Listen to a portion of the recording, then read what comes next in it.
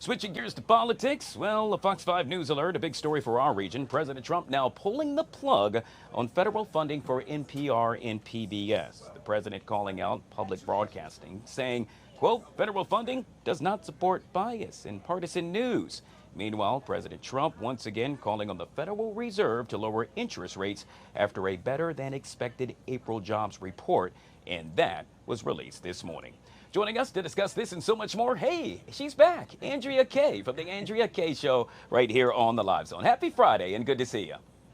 Happy Friday, Guy. I'm usually with you on a Thursday, so it's good to be with you on a Friday going into the weekend. That's how I say we start the weekend right, and that's with you. Let's jump into it because, boy, do we have a lot to jump into. In this case, we're going to start off with NPR and PBS. The White House says government funding of the news media is outdated, unnecessary. As a result, those two agencies will be out of $500 million. So, Andrea, the question is, are we saying bye-bye to, let's say, Big Bird? Let's say Cookie Monster, let's say Clifford, are they going to the wayside?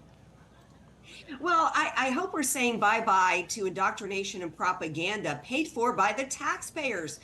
You know, it's absolutely outrageous when you saw there was an opportunity to hear the executives of PBS and NPR to make their case to the American people and the taxpayers who are paying that money. Many people can't afford rent, can't afford to feed their children, and yet they're funding propaganda where they denied the Hunter Biden laptop story. They continue to lie to the American people that there was absolutely no evidence that COVID started in a lab.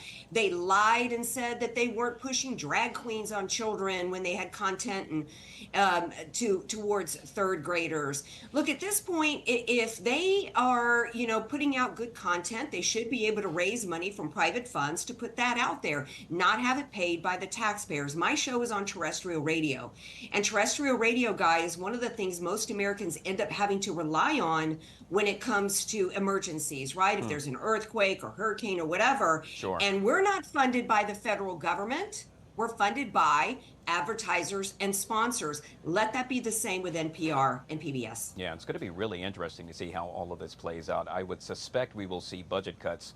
Maybe Big Bird sticks around, but Cookie Monster, yet again, they have to go. We'll have to wait and see. Let's move on to China, which in essence said it's currently assessing proposals by the U.S. to begin trade talks. This comes after the exemption allowing Chinese goods to be shipped duty-free into the U.S. expired just after midnight. Are we going to see some progress here, Andrea? Well, I think we've already seen progress, Guy. I mean, didn't China just a few days ago say, you know what, we're gonna back off that 145% retaliatory tariff on imports from the United States into China as their exports upon Trump's announcement tanked, their manufacturing tanked to the worst in a while. So that you don't have to be an economist to understand that tariffs actually work, which is why all the other governments around the world have imposed them on us. We've just been dumb enough to not do it in a reciprocal fashion. And so everybody is coming to the table. I personally don't like the way this was rolled out. It really wasn't rolled out in a reciprocal fashion. It was really more about trade deficits. But I think that you can see with countries like India coming to the table and agreeing to a framework, China backing off the retaliatory tariffs, I think we're going to see very soon all of this coming to a very successful conclusion for the American people as we see a return to manufacturing. Yeah. We've already seen Trump bring in first 100 days in office, Guy, $5 trillion of new investments in manufacturing and about 500,000 jobs coming to the United States because of Trump's tariffs. Let's talk about good news no matter what side of the aisle you happen to be on. In this case, the U.S. economy added a surprisingly strong 177,000 jobs in the month of April. A slight slowdown from March, downwardly revised 185 gains, but still great news coming out of the White House, if you will. Absolutely, which defies the common narrative of, there's so much uncertainty that no businesses are able to make any decisions. No businesses are able to hire. They're not going to be investing in R&D or investing in anything. And that's absolutely not the truth.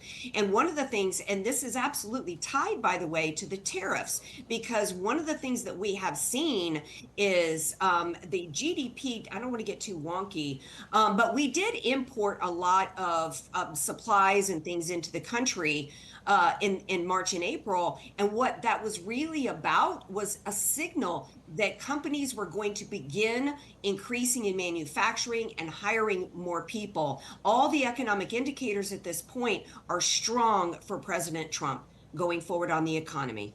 You made mention of signals. In that case, we'll move on to what I dub Signal Gate.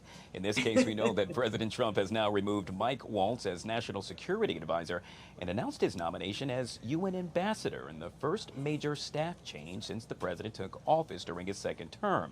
What happens now? Well, Secretary of State Marco Rubio will temporarily replace him with the top U.S. diplomat serving in, get this, not one, not two, not three, but 4 roles at once. Too much on his plate, Andrea? Not really, because ultimately, when you see that Trump is working with, all of his cabinet and all of his agenda is intersecting and overlapping with all of the other agency and all the other departments. And look, I'm glad to see Mike Waltz go. I don't think it really had anything to do with Signal Chat, by the way. I really think it had to do with the fact that Mike Waltz was not the right fit for this position. He was really, the word is that he was really putting a lot of pressure on the Trump administration, like a neocon trying to push us into war with Iran.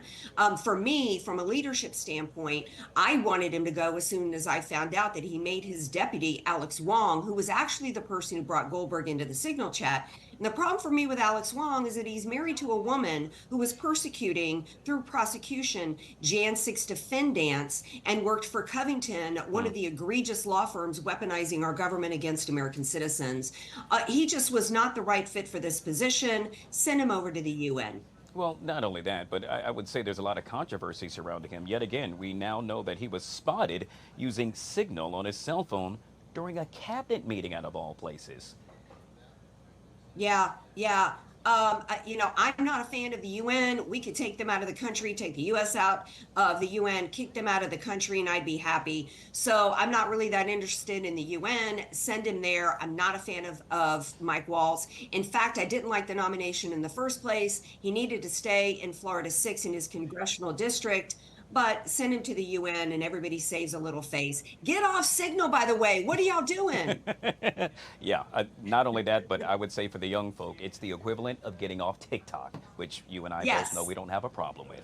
Let's move back to the president, in this case, saying that his administration will be stripping Harvard University of its tax-exempt status.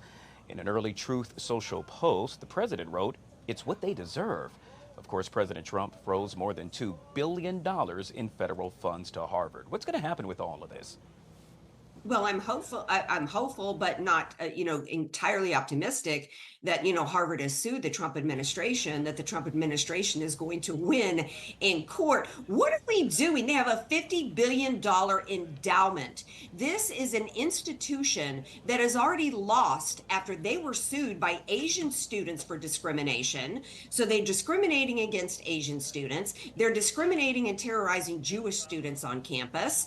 They're indoctrinating far left, churning out little socialist soldiers for the state. They should never get a taxpayer dollar ever in the first place, and certainly not be receiving tax-exempt status. And I think that goes for Harvard and all the rest of the Ivies, and quite frankly, every college and university. Stand on your own.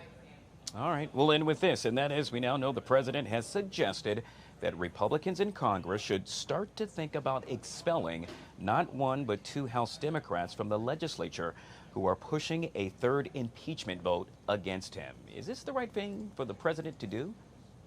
No, I say keep those nutbags, in the Democrat Party, particularly this Shree guy who nobody had ever heard of before he decided to be dopey and put out his 7 articles of impeachment. And now we know he's the guy who ran a lab that went bankrupt, and he abandoned hundreds of animals, like 130 beagles that he left for dead that had to be rescued. And the other guy is Al Green, who had to be kicked out of the joint session of Congress for waving around a cane. Leave him in the Democrats right alongside Bernie and AOC. It's good for us. All right, we'll see how it, yet again, will all unfold right before our very eyes. Andrea Kaye joining us on a Friday. Folks that want to get a chance to listen to your radio show, how would they go about to do so?